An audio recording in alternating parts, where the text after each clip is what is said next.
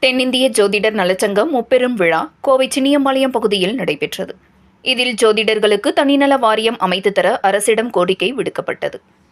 தென்னிந்திய ஜோதிடர் நலச்சங்கத்தின் முப்பெரும் விழா கோவை அவிநாசி சாலை சின்னியம்பாளையம் பகுதியில் உள்ள தனியார் திருமண அரங்கில் நடைபெற்றது. சங்கத்தின் சபைத் தலைவர் சமில் முருகன் தலைமையில் நடைபெற்ற இவ்விழாவில் சங்கத்தின் ஒருங்கிணைப்பாளர் மற்றும் ஆலோசகர் லயன் செந்தில்குமார் அனைவரையும் வரவேற்று பேசினார். விழாவில் சிறப்பு விருந்தினராக கலந்து கொண்ட தென்னிந்திய ஜோதிடர்கள் சங்கத்தின் நிறுவன தலைவர் பிரசன்ன மணிகண்டன் சங்கத்தின் செயல்பாடுகள் மற்றும் விதிமுறைகள் குறித்து விளக்க உரை ஆற்றினார்.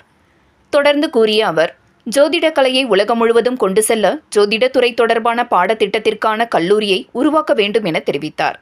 விழாவில் தென்னிந்திய ஜோதிடர் சங்கத்தின் மாநில தலைவர் அண்ணாதுரை, கௌரவ தலைவர் காளிதாஸ், செயலாளர் சுரேஷ், பொருளாளர் கவிராஜ் குருசாமி ஆகியோர் முன்னிலை வகித்தனர்.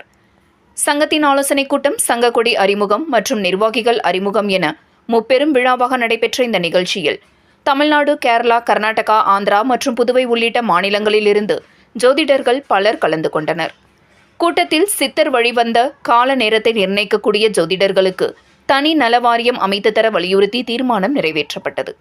நிகழ்ச்சியில் சங்கத்தின் பல்வேறு நிலை நிர்வாகிகள் மற்றும் ஊடகப் பிரிவு ஆனந்தன், சங்ககிரி செந்தில்குமார், தஞ்சை முருகன், அத்தானி ஆனந்தன், மங்களபுரம் செந்தில்குமார், ஒருவந்தூர் சிவகுமார், கணேசன், பார்த்திபன், சாய் செந்தில், ஸ்ரீ சாய் சரவணா, திங்களூர் சிவகுமார், தனபால், தங்கதுரை, கிருஷ்ணன் பெரியசாமி, கோவை சின்னதுரை, ஆனந்தன் உள்பட மாநில, மாவட்ட நிர்வாகிகள், உறுப்பினர்கள் என பலர் கலந்து கொண்டனர் என்பது குறிப்பிடத்தக்கது.